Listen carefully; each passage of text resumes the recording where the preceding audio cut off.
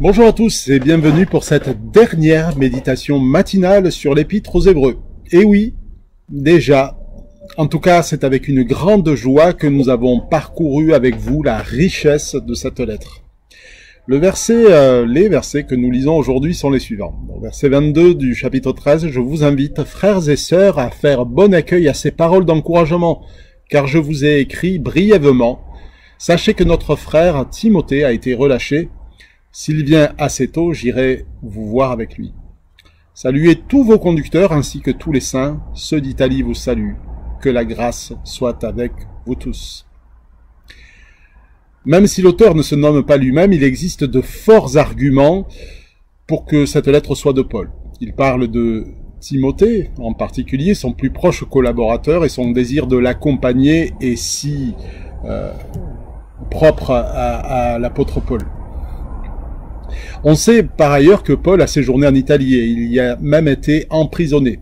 Mais je voudrais rester aujourd'hui sur cette phrase. Je vous invite, frères et sœurs, à faire bon accueil à ces paroles d'encouragement. La lettre aux Hébreux est d'une richesse extraordinaire, mais vous aurez noté avec moi que le ton est parfois solennel, voire celui de la réprimande, celui en tout cas de l'exhortation. Vous aurez noté aussi que cette épître, cette lettre, met les chrétiens de tous les temps en face de leurs responsabilités. Alors pourquoi le faudrait-il? Eh bien voilà la raison qui figure dans les premiers versets de cette lettre.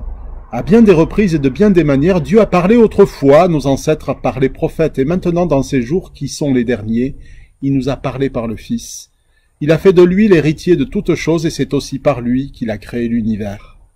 Ce Fils est le rayonnement de la gloire de Dieu et l'expression parfaite de son être. Il soutient toutes choses par sa parole puissante. Et après avoir accompli la purification des péchés, il s'est assis dans les cieux à la droite du Dieu majestueux. Alors permettez-moi de parcourir et de lire tout simplement quelques punchlines de cette lettre.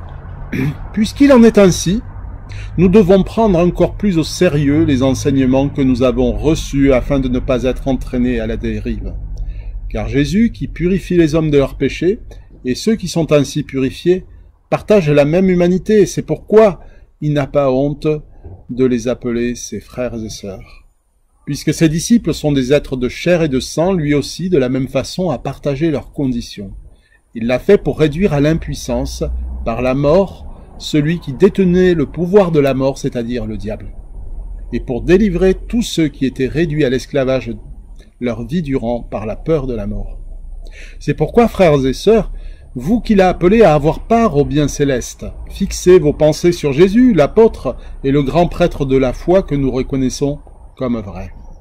Prenez donc bien garde que personne parmi vous n'ait le cœur mauvais et incrédule, au point de se détourner du Dieu vivant. Mais encouragez-vous les uns les autres, jour après jour, aussi longtemps qu'on peut dire aujourd'hui, afin qu'aucun d'entre vous ne se laisse tromper par le péché et ne s'endurcisse. Empressons-nous donc d'entrer dans ce repos, afin que personne ne tombe dans la désobéissance à l'exemple des Israélites. Car la parole de Dieu est vivante et efficace, elle est plus tranchante que toute épée à double tranchant, et pénétrant jusqu'à la division de l'âme ainsi que de l'esprit, et des jointures ainsi que des moelles, elle juge les dispositions et les pensées du cœur. Nulle créature n'échappe au regard de Dieu, tout est à nu et à découvert aux yeux de celui à qui nous devons rendre compte. Approchons-nous donc du trône du Dieu de grâce avec une pleine assurance. Là, Dieu nous accordera sa bonté et nous donnera sa grâce. Mes chers amis, même si nous tenons ici un tel langage, nous sommes convaincus qu'une meilleure part vous attend, celle du salut. Mais nous désirons que chacun de vous fasse preuve du même zèle pour amener votre espérance à son plein épanouissement jusqu'à la fin. Ainsi vous ne vous relâcherez pas. Vous imiterez ceux qui, par leur foi et leur attente patiente, reçoivent l'héritage promis. Or Christ est venu en tant que grand prêtre pour nous procurer les biens qu'il nous a désormais acquis. Il s'est offert lui-même à Dieu sous la conduite de l'Esprit éternel, comme une victime sans défaut.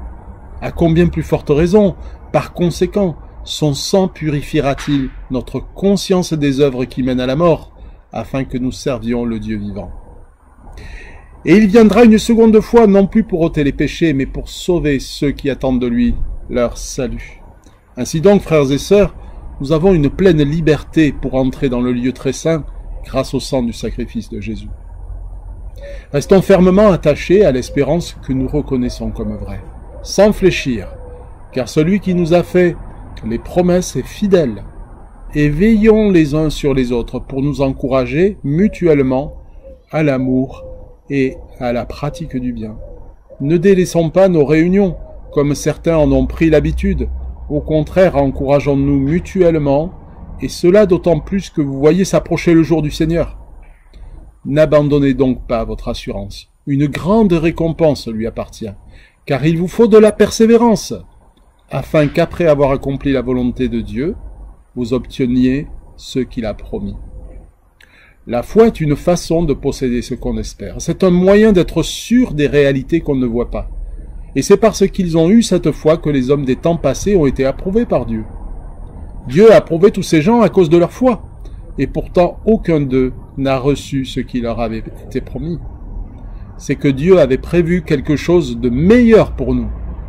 Il ne devait donc pas parvenir sans nous à la perfection. C'est pourquoi, nous aussi qui sommes entourés d'une si grande nuée de témoins, débarrassons-nous de tout fardeau et du péché qui nous cerne si facilement de tous côtés, et courons avec endurance l'épreuve qui nous est proposée. Gardons les yeux fixés sur Jésus, qui nous a ouvert le chemin de la foi et qui la porte à la perfection. Supportez vos souffrances, elles servent à vous corriger, c'est en fils que Dieu vous traite.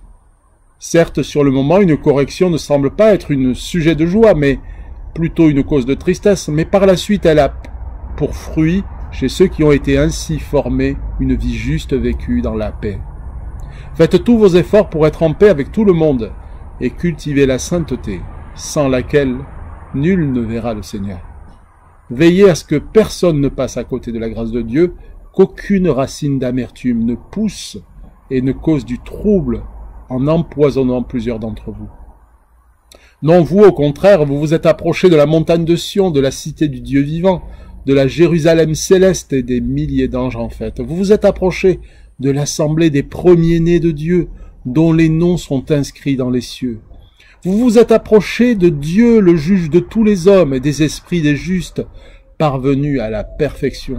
Vous vous êtes approchés de Jésus, le médiateur d'une alliance nouvelle, et de son sang répandu, qui parle mieux encore que celui d'Abel. Prenez donc garde, ne refusez pas d'écouter celui qui vous parle. Celui dont la voix a fait alors trembler la terre fait maintenant cette promesse. Une fois encore, j'ébranlerai non seulement la terre, mais aussi le ciel. Ces mots, une fois encore, signifient que tout ce qui peut être ébranlé, c'est-à-dire ce qui appartient à l'ordre ancien de la création, disparaîtra pour que subsistent seules les réalités inébranlables. Le royaume que nous recevons est inébranlable.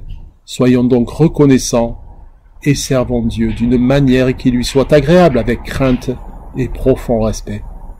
Jésus-Christ est le même hier, aujourd'hui et pour toujours. Allons donc à lui en sortant à l'extérieur du camp et acceptons d'être méprisés comme lui. Par Jésus, offrons en tout temps un sacrifice de louange qui consiste à célébrer son nom. Ne négligez pas de pratiquer la bienfaisance et l'entraide, voilà les sacrifices auxquels Dieu prend plaisir. Que le Dieu qui donne la paix a ressuscité notre Seigneur Jésus, qui est devenu le grand berger des brebis en scellant de son sang une alliance éternelle.